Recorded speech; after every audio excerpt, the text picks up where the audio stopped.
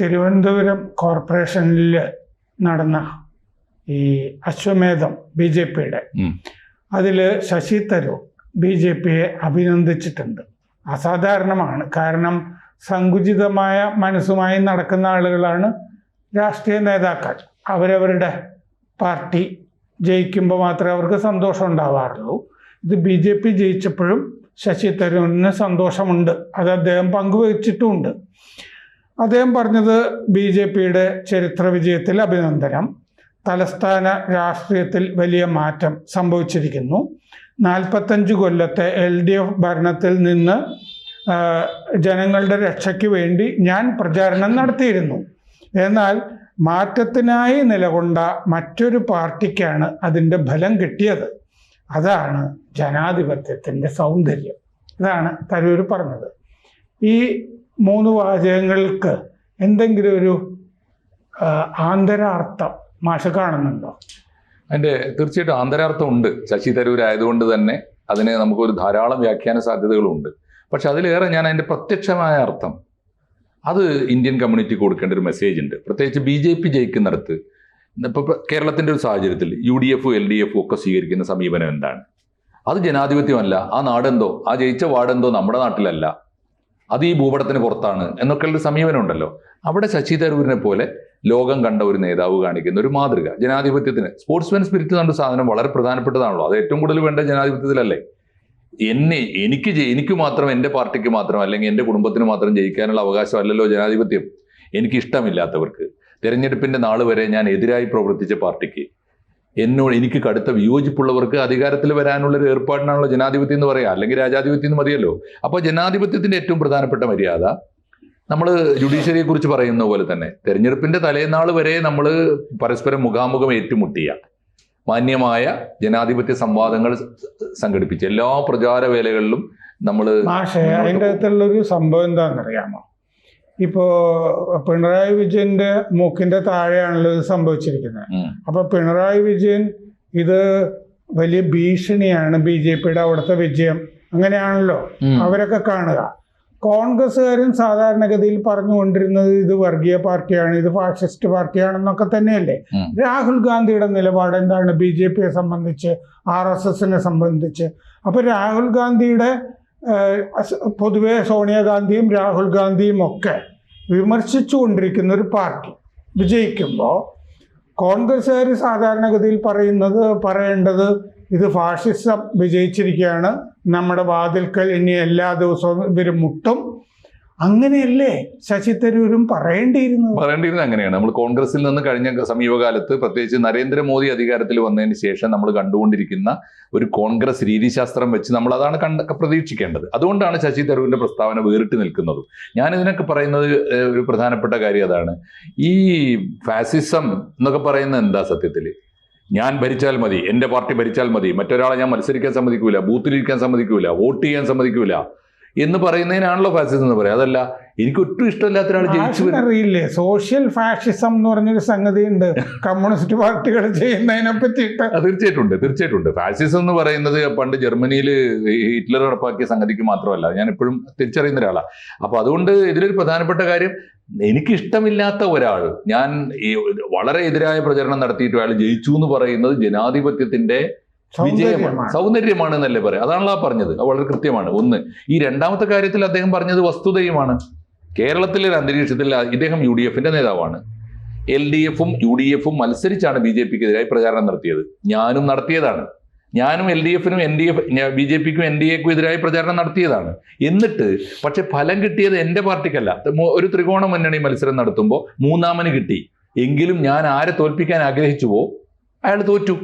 പറയുന്നതിലൊരു ശരിയുണ്ടല്ലോ, മൂന്നാമൻ ജയിച്ചു കൊള്ളട്ടെ. അപ്പോഴും അവിടെ 10 സീറ്റിൽ നിന്ന് 19 സീറ്റിലേക്ക് വളർന്ന അവിടെ UDF. അത് UDF വളരുകയും ചെയ്തു. UDF വളർന്നു. അതും അദ്ദേഹത്തിന് സത്യത്തിൽ അതുകൂടി ചേർത്ത് പറയാവുന്നതാണ്. UDFും വളർന്നിട്ടുണ്ട്. LDFന്റെ കോട്ടകൾ തകർക്കാൻ വേണ്ടി. പക്ഷെ അദ്ദേഹം ആദ്യ ഭാഗത്ത് കോൺഗ്രസിന്റെ കാര്യം പറഞ്ഞിട്ട് BJPക്ക് വേണ്ടിയിട്ട് ഒരു ഖണ്ഡിക മാറ്റിവെച്ചു. അത് പ്രധാനമല്ലേ? തീർച്ചയായിട്ടും. അല്ല, എനിക്ക് തോന്നുന്നു തിരുവനന്തപുരത്തെ MP അദ്ദേഹത്തിന്റെ മണ്ഡലത്തിലെ ഏറ്റവും പ്രധാനപ്പെട്ട നമ്മുടെ തലസ്ഥാന നഗരിയുടെ കോർപ്പറേഷൻ ചരിത്രത്തിൽ ആദ്യമായി BJP വിജയിച്ചിരിക്കുന്നു LDF തോറ്റു എന്നതിൻ്റെ സന്ദേശം ഒരു ഭാഗത്ത്, 2 UDF മുന്നേറി എന്ന രണ്ടാമത്തെ സന്തോഷം. ആ മുന്നേറ്റത്തിൽ മൂന്നാം മുന്നണിയായി മത്സരിച്ച NDA ജയിച്ചു എന്നതാണ് ഏറ്റവും പ്രധാനപ്പെട്ട കാര്യം. അതാണ് ഒരു ചരിത്ര സംഭവം എന്ന് പറയുന്നത്. ആര് ജയിച്ചു, ആർക്ക് പിന്നോട്ട് പോയി, 2 ആര് 3 ആര് എന്നുള്ളതല്ലോ, 1 ആര് എന്ന് തന്നെയുള്ള പ്രധാനപ്പെട്ട ചോദ്യം. അതാണ് നരേന്ദ്രമോദി. ഇങ്ങനെയാണ് ശശി തരൂരിന്റെ നിലപാടെങ്കിൽ മോദി അവിടുത്തെ കോർപ്പറേഷന്റെ നയരേഖ പുറത്തിറക്കാനായിട്ട് വരുമല്ലോ. അങ്ങനെയാണെങ്കിൽ അവിടെ ആ മോദി ഉള്ള വേദിയിൽ ജീവിക്കുന്ന സ്ഥലമാണല്ലോ ശശി തരൂർ. അതിൻ്റെ ഉന്നമനത്തിന് വേണ്ടിയും ഒക്കെ ആ വേദിയിൽ ശശി തരൂര് ഉണ്ടാകാൻ സാധ്യത ഉണ്ടാവില്ലേ? ഉണ്ട്, തീർച്ചയായിട്ടും വിളിക്കേണ്ടതുമാണ്. ഒരു കോർപ്പറേഷൻ അധികാരത്തിൽ ഏൽക്കുമ്പോൾ അതൊക്കെ നല്ല മര്യാദ വരണ്ടേ സാർ? ശരിക്കും പറഞ്ഞാൽ ഒരു കോർപ്പറേഷനിൽ ആര് അധികാരം ഏൽക്കുമ്പോഴും ആ കോർപ്പറേഷനെ പ്രതിനിധീകരിക്കുന്ന MLA, MP തുടങ്ങിയവരെ ആ വേദിയിൽ, ഏത് പാർട്ടിക്കാരാവട്ടെ, ജനങ്ങൾ തിരഞ്ഞെടുത്ത നേതാക്കളല്ലേ, കൊണ്ടുവരുന്ന ട്രെൻഡ് സെറ്റ് ചെയ്യാൻ, ഒരു പുതിയ മാതൃക ഉണ്ടാക്കാൻ ശശി തരൂർ മാതൃകയാവുകയാണെങ്കിൽ നല്ലതാണ്. പിന്നെ ഇതിനപ്പുറത്തൊരു സാധ്യതയുള്ളത് എനിക്ക് തോന്നുന്നത് കഴിഞ്ഞ കുറച്ചു കാലമായി ശശി തരൂര് അങ്ങനെ ഒരു നിലപാട് എടുത്തു കഴിഞ്ഞാൽ ആ വേദിയിൽ ഉണ്ടാവാം, അവിടെ ഒരു പ്രഭാഷണം നടത്താം എന്ന് തീരുമാനിച്ചു കഴിഞ്ഞാൽ ഉടനെ ഈ ഉണ്ണിത്താൻ രംഗത്ത് വരില്ലേ? ഇപ്പൊ ഉണ്ണിത്താനെ കണ്ടാൽ അറിയില്ലേ ഊരിലെ പഞ്ഞം? തീർച്ചയായിട്ടും. പക്ഷെ ഞാൻ പ്രതീക്ഷിക്കുന്നത് ശശി തരൂരും കഴിഞ്ഞ കുറെ കാലമായി കാത്തിരിക്കുന്നത് ഒരു നടപടിയാണ്. കാരണം അദ്ദേഹത്തെ ജനങ്ങൾ തിരഞ്ഞെടുത്താണല്ലോ 5 കൊല്ലത്തേക്ക്. അദ്ദേഹത്തിന്റെ പാർട്ടി അല്ലെങ്കിൽ അദ്ദേഹത്തിന്റെ പാർലമെന്റ് അദ്ദേഹത്തിന്റെ പേരിൽ നടപടി എടുക്കാത്ത കാലത്തോളം ആ ടേം പൂർത്തിയാക്കുന്നത് വരെ UDF കാൻഡിഡേറ്റായി മത്സരിച്ച് ജയിച്ചതിന്റെ കൂറ് ജനാധിപത്യത്തോട് കാണിക്കുക എന്നത് മാത്രമാണ് ഇപ്പോൾ അദ്ദേഹത്തിന്റെ പ്രാഥമികമായ പ്രയോറിറ്റി എന്നാണ് ഞാൻ മനസ്സിലാക്കുന്നത്.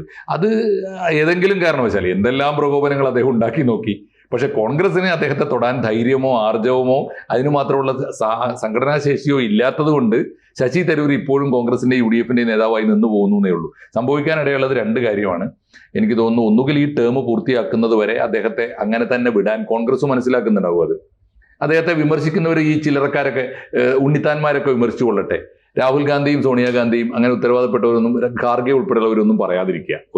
എന്നിട്ട് അദ്ദേഹത്തിന്റെ ടേം പൂർത്തിയാക്കുമ്പോൾ അദ്ദേഹം മൗനത്തിലേക്ക് പോകുന്നെങ്കിൽ, അദ്ദേഹം മറ്റു വഴിക്ക് എഴുത്തും വായനയൊക്കെ ആയിട്ട് പോകുന്നെങ്കിൽ പൊയ്ക്കൊള്ളട്ടെ. അതല്ല അദ്ദേഹം മറ്റേതെങ്കിലും ലാവണം തേടി രാഷ്ട്രീയമായ വഴിക്ക് പോകുന്നെങ്കിൽ പൊയ്ക്കോട്ടെ. പക്ഷെ അങ്ങനെ ഒരു ആലോചന നമ്മൾ പലപ്പോഴും ആലോചിച്ചതാണ്. ഇദ്ദേഹം ഉടനെ മോദിയുടെ കൂടെ ചേരുമോ?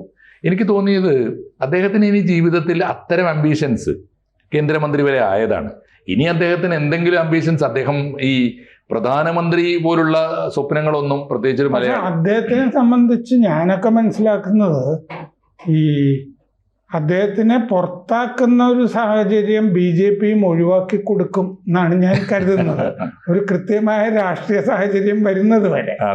അപ്പൊ അതുകൊണ്ടാണ് ഈ സാവർക്കറുടെ ഒന്നും അത്തരം ചടങ്ങുകളിലൊക്കെ പോകാതെ സൂക്ഷിച്ചേ ആയിരിക്കും കൈകാര്യം ചെയ്യുന്നത്. അതായിരിക്കും. സാവർക്കർ അവാർഡിന് പോയില്ലല്ലോ, വാങ്ങിയില്ല. അപ്പൊ കോൺഗ്രസ് തന്നെ പുറത്താക്കുന്ന അവസ്ഥ ഉണ്ടാക്കൂല.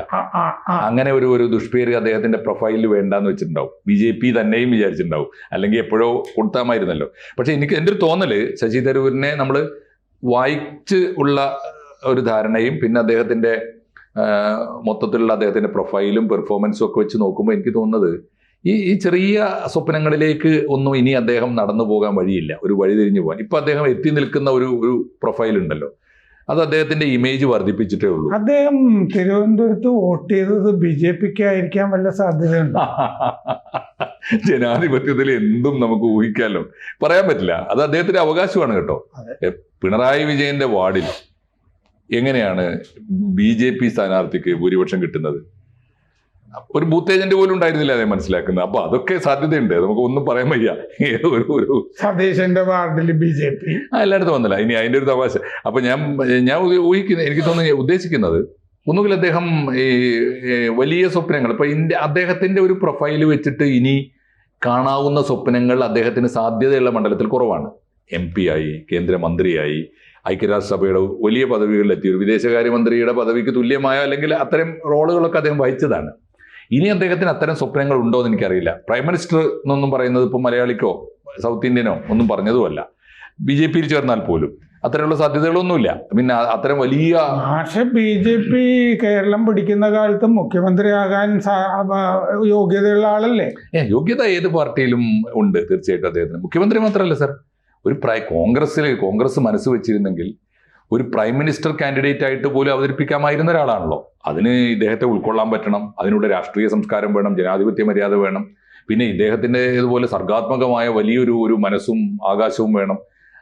സത്യത്തിൽ ഇപ്പോൾ ഇദ്ദേഹത്തോട് ശശി തരൂരിനോട് കോൺഗ്രസ്സുകാർക്കുള്ള വിരോധം എന്താ? ശശി തരൂർ എന്താന്ന് കോൺഗ്രസ്സുകാർക്കാണ് മനസ്സിലാവാത്തത്. അതിന്റെ പ്രശ്നം കൂടി ഉണ്ടല്ലോ. അല്ല, അവർക്ക് പക്ഷെ ഗാന്ധി ആരാണ്, നെഹ്റു ആരാണെന്നൊന്നും മനസ്സിലായിട്ടില്ലല്ലോ. ആയിരിക്കാം അതിന്റെ തുടർച്ചയുടെ അടുത്ത ദുരന്തമായിരിക്കാം. പട്ടേൽ ആരാണ് അത് അറിയാത്ത, അത് ആവശ്യമില്ല എന്ന് അവർക്ക് തോന്നിയിട്ടുണ്ടാവും. ഇതൊക്കെ ഇങ്ങനെ കുടുംബവാഴ്ച പോലെ ഭരിച്ചു പോയാൽ മതി എന്നുള്ളതാണ്. അതിന്റെ ഒരു മാറ്റം വരികയാണ്. തീർച്ചയായിട്ടും മാറ്റം വരുന്നു. കേരളത്തിലിപ്പോ തിരുവനന്തപുരത്ത് നടത്തിയ പരീക്ഷണം 2 കാര്യങ്ങൾ ബോധ്യപ്പെടുത്തി. ഒന്ന്, എവിടെയെങ്കിലും ഒന്ന് ആത്മാർത്ഥമായി കോൺസെൻട്രേറ്റ് ചെയ്തിട്ട് ആ ലക്ഷ്യം നേടാൻ തീരുമാനിച്ചാൽ നടക്കും.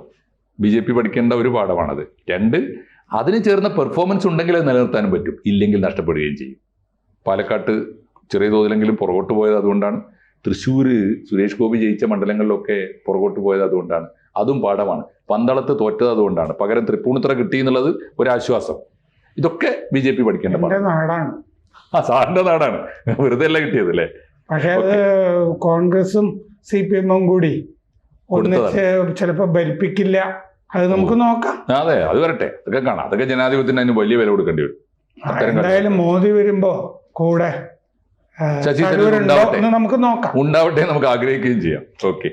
കൂടുതൽ വാർത്തകളും വിശേഷങ്ങളും നിങ്ങളിലേക്ക് എത്താൻ ABC മലയാളം സബ്സ്ക്രൈബ് ചെയ്യുക, ബെൽബട്ടനും അമർത്തുക.